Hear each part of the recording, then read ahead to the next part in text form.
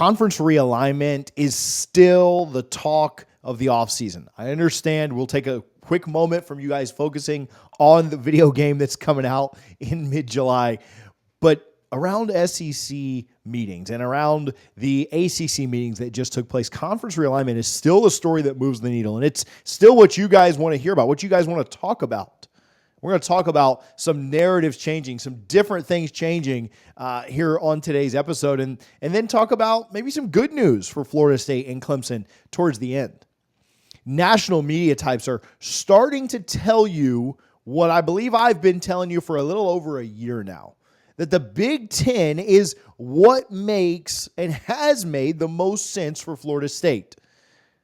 We've been beating that drum, not since last February when we started conference realignment subject or content, but really since about last summer when we said that that's what made the most sense, where Florida State would likely end up. And then on our College Football Addiction channel, which we've got a video coming out tomorrow that you don't want to miss, we talked about why it would be the Big Ten, why that made the most sense, why it likely wouldn't be the SEC. And we've been hammering that point for the last several months as well. But now national media types are starting to jump on board. When national media types come out and they give you information, it's usually for one of two reasons. They've been told by sources that it's okay to kind of prod and needle and get that information out there. Or two, they've confirmed it with enough sources to know that it's going to happen. They've confirmed it with enough people behind the scenes to say, I'm not taking a risk by putting this out. I think I've got two different examples for you today, and one of them is that first one. I think it's just somebody saying, all right, I've been told, like, we can go ahead and start to put this out. This is what's happening. And the other is, again, someone calculating the risks and saying, yeah, let's go ahead and put this out. The very first one, and I'll say this, I'm not going to take a victory lap of I told you so for the next 20 minutes. So don't necessarily think that I'll pat myself on the back anymore in this video, but it is refreshing to see other larger outlets start to say what we've been saying for quite a while. The very first one came from Brett McMurphy, who was on the Paul Finebaum show. And I know you guys don't love Finebaum. I don't know what your thoughts on McMurphy are. I met him. I think he's a great guy. He's really funny. He's pretty clever. You should go listen to the podcast. It was hour 2 of yesterday's show. That's the 28th. But I clipped up just about a minute, and I want you to listen to that, and then we'll talk about what he means. Everyone wants to figure the next moves ahead once Florida State and Clemson leave the ACC, which they will. We don't know when. Okay, I heard what you just said, and I'm not going to bury the lead there. So let's get right to it. Clemson, Florida State. Yep. What's going to happen? Paul, they're going to leave. It's you know that it's not. And one of their board of regents, Drew Weatherford, said that it's not if, it's when. So Brett, let me go back to Clemson, Florida State. It is your best guess. The SEC will say thanks, but no thanks. So where do those two schools go? The Big Ten. Okay. Yeah, they're at 18. I mean, I know it seems obvious, but I also wonder why with the Big Ten, they get what the SEC doesn't need. Is that what you're saying from a right? The SEC already has Florida. The right. SEC already has South Carolina. And looking at it from the Big Ten, if you're the Big Ten and Fox, they're co-partners in this. You have the ability to get into the state of Florida. They're currently not in the state of Florida. All right, so Brett talks about how it's Florida State to the Big Ten. Like, that's what's going to happen. He didn't say, I think, or sources are telling. Like, this is it. Done deal. Florida State to the Big Ten. Now, I don't agree with Brett on everything. And as a Florida State homer, there are going to be people of other fan bases that are going to watch this and say, well, you're just a homer, so that's why you think that. I think the idea of the SEC already being in Florida and already being in South Carolina is an outdated model way of seeing things.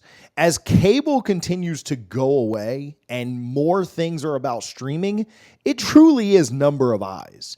And I don't think the idea of like, oh, we just have to get into a new state for the Big Ten or the SEC is as important. I think it's truly number of eyes. Is the SEC already in Florida? Yes. There's not a lot, and there is some, right? Florida State fans are typically aware of what's going on with UF, and UF fans are typically aware of what's going on with Florida State on any given weekend. But it's not a perfect circle. The Venn diagram is certainly there's some parts of the circles that don't overlap. And at the end of the day, it's about number of eyeballs. It is about how many people are going to be using these streaming services that the Big Ten and the SEC are collaborating together to make. They're in cahoots. We've talked about that. And so I don't necessarily buy the idea that the SEC just doesn't care about Clemson or Florida State because they're already in those states. I don't buy that at all. They have both Mississippi schools. They have both Tennessee schools. They have both Texas schools. I don't think it's a huge deal that, you have multiple schools from the same state, especially when you consider the fact that when they bring in North Carolina, the NC State stuff with the legislature means that they're probably going to have to take a second school on there too. And same thing with Virginia. Would you rather have Virginia and Virginia Tech, or would you rather bring in Florida State? Would you rather have North Carolina and NC State, or would you rather just bring in one school that brings you an equal amount of revenue? We'll talk about what Florida's AD had to say about the situation in just a moment. But there was another one that I thought was interesting. Bud Elliott of CBS Sports said, yeah, once FSU is in the Big Ten, I wonder how long until baseball decouples. Now, for some context, he was talking about why it didn't make sense for the non-rev sports or the very low revenue sports to be national. Football makes a lot of sense. You're on 6 flights a year. A flight to Tuscaloosa is not that much different than a flight to Lansing, right? And so who cares? Right. But for baseball and softball and a lot of other tennis and track and field and beach volleyball and stuff, do flights all over the country, do they make as much sense? And so his point was, should the Olympic sports, should the non-rev sports maybe stay regional and football can be more national? Now, I'm not going to get into that whole debate, but it was the way that he answered, right? When Florida State is in the Big Ten, how long does it take? Now, if you know Bud Elliott, you know that he does not say things that he's not absolutely certain about. He certainly doesn't say things with that much certainty for a couple of reasons. One, he likes to have his record pretty pristine. He doesn't just make claims that are just baseless and easily proven wrong. If, like most guys that are witty and attorneys like Bud is, they try and backdoor into something if they want to say it without being able to be, gotcha'd, right? If he didn't think this was going to happen, what Bud would have done, which you see several people do, is, well, if Florida State ever makes it to the national type football conference, then what will they do with their non-rev sports? That's the way he would have phrased it. But he didn't do that. He laid it on the line and said, here's what's going to happen. Florida State to the Big Ten, and then what happens to the other sports? I thought that was interesting.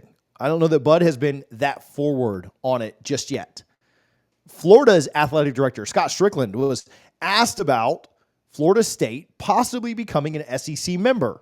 And he said, we have a good relationship with our friends in Tallahassee. No school has a veto power in this league. If you get 3/4 of the league to support expansion, we're going to expand. Anybody who made our league better, we'd be supportive of joining the SEC. Whenever we've expanded in the past, the leadership of the league was able to lay out, this is why it makes sense to bring in Arkansas, South Carolina, A&M, Missouri, and why Texas and Oklahoma make sense. We all saw financial projections, competitive, rational, and 3/4 of the league said, let's do this. If there was ever an opportunities out there again, and nobody has had these conversations, he made sure to point that out. This is the scenario where somebody walks in and says, hey, here's a school. Here's what they bring to the table. Here's how it makes us all better. And he said we would all be supportive of that. Appreciate Brett McMurphy for the quote. I've got some thoughts on that. I think, and have for a while, and have been telling you that I think the Big Ten is where we land. While we're doing this, if you're 9 minutes into the video, let me know where you want to end up and why. Do you want to end up in the Big Ten or the SEC? Just comment below, Big Ten or SEC, and tell me why. Is it travel? Is it being more national? Is it because you hate ESPN? Is it because the Big Ten offers more money? I'll give you all the answers because there's arguments for both. Where do you want to end up, Big Ten or SEC? But I've been preaching, and I continue to believe that the Big Ten is where Florida State lands. I think there's already been a wink, wink, hush, hush deal of this is what's going to happen. You get out. Once you're out, we welcome you in. I think that's all been discussed. We've talked about how that can be discussed. Obviously, there are rules against that, but there is nothing wrong with hiring a consultant and having them have those conversations. It's the same way that tampering could legally happen before the NCAA basically was told that tampering can now legally happen without having to go through middlemen. And so here's my thought, and I believe that Brett has been told it's okay for you to say Big Ten. It's okay for you to tell that this is what's happening, but I don't think the SEC is done. I don't think the SEC is just truly throwing their hands up and saying, we don't want Florida State. That narrative seems too contrived to me. That I just don't believe the idea that Florida State and Clemson don't bring enough value from a viewership perspective, going to the streaming model that is what we will all eventually have as cable continues to die out. I think that that's the way that things are shaping up. And in 5 or 10 years, you're going to want those eyeballs. You don't care about where someone is located. You want the viewership. And I don't know if it's posturing by the SEC. We see a lot of posturing in the Florida State and Clemson cases that are going on right now, the ACC. I don't know if it's posturing by the SEC to have them put that out there, to have that narrative, that Game of Thrones narrative be put out that, no, we're good here. We don't need that. We'll just be happy with this, just for them to move a chess piece in at the last minute and take Florida State and Clemson. I don't know. I'm not telling you that that's certainly what's happening, but it just seems very convenient to me. And then when you get Scott Strickland's comments today, he could have very easily just said, hey, we really haven't had any conversations about conference realignment. I'm focused on making UF the very best that it can be. I really don't have a great answer for you for what we would do. If the time comes, we'll discuss that. But he didn't do that. He made the case and almost was telling his fan base, hey, if I end up approving them, this is why, right? It's almost like he was giving that little justification for it.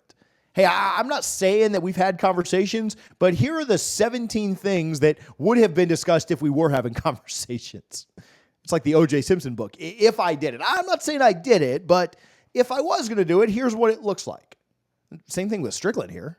I'm not saying the conversations have happened, but here's the 20 different points that you'd have to go down if you were having conversations.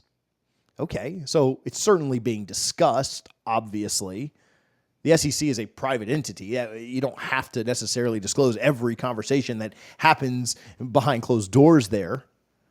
And so I think it's very interesting that his comment came out shortly after McMurphy said there's no interest in the SEC wanting them. They don't want them at all. I do think, and I've talked about this, and I've used this this picture several times. I do think it is a Game of Thrones just scene right now. The things that are happening behind closed doors that you and I will never be privy to and never know about, or that we hear whispers about. The dealing that's happening between Sankey and Tony Petit. I think that it is on a different level than you and I can ever really fully understand. At the end of the day, though, I still think it's the Big Ten. But everyone who's writing the SEC off as not interested, I think that's funny to me. And I don't think that that's realistic.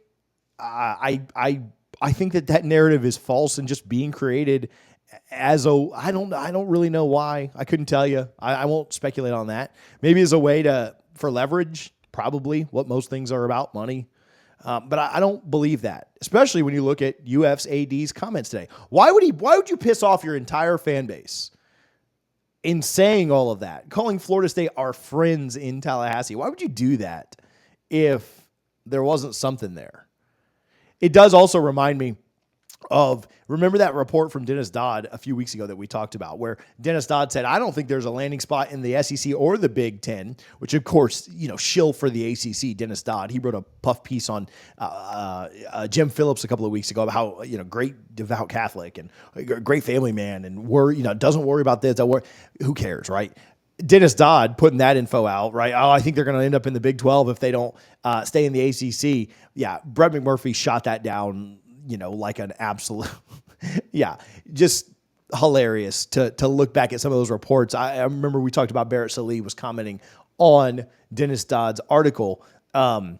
Hilarious to think that Florida State was ever a candidate for the Big 12.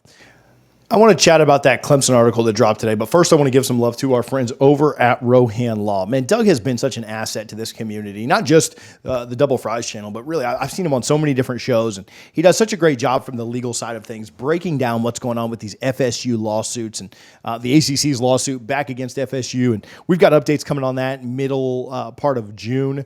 But yeah, I appreciate Rohan Law so much for just being available. I'm glad that we've been able to work with him for quite a while and want you guys to do us a couple of things. Number one, if you're on social media, follow Rohan Law. It's on Twitter, Rohan Law PC. We'll link that in the description. And if you're in Georgia, if you're anywhere close to Atlanta, make sure that you go see them, part of the Atlanta Seminoles Club. If you're hurt, injured at work, if you get in any legal trouble, make sure that Rohan Law is your call. Again, a great Seminole, great guy, hung out several times, met several times, and I'd encourage you guys to check out Rohan Law, your best friends on your worst day. And again, I cannot say thank you to Doug enough for all the support that they've shown our channel and really this FSU community as we navigate these lawsuits. So appreciate you, Doug, and y'all go check out Rohan Law PC on Twitter for updates on the FSU ACC legal battles. All right, this Clemson article that dropped today, I tweeted this, and not to be repetitive if you follow me over there, but I saw something that said, talked about the ACC grant of rights not being so ironclad. That's been the word that's been passed around for the last 2 years about this stuff. Said that fans of Georgia Tech and BC and Cal and others are going to be absolutely triggered every time they see that word ironclad after Florida State ends up getting out of this thing. Clemson had interviewed an attorney. I'll link that in the description. Attorney said, as lawyers, we spend a year in school studying contracts to avoid these situations, but I'm not surprised. As John Holden said, better contracts than these have found holes in them. I thought that was interesting, that maybe this wasn't the most buttoned up, tight contract that existed. On the exit fee, he said, of course, the ACC argues Clemson agreed to an increased exit fee in 2012, equal to 3 times the conference's operating budget after Maryland's exit for the Big Ten. At that time, the conference's operating budget was $17.3 million, which has amounted to a $52 million fee. Now the ACC's budget is $46.8 million, which is 3 times more than $140 million. He said, I don't think there's a court that's going to love a public institution having to pay such an exorbitant fee or penalty. He said, I could be dead wrong on that, but I can't foresee that happening. That's not a probable outcome in my view. He's talking about courts in South Carolina in that Clemson lawsuit. I would think a Florida attorney is going to feel somewhat the same way. We'll see if that goes down to 0 or not, but I do think that penalty, that exit fee, is something to kind of be mindful of. We talked with Doug about that a ton.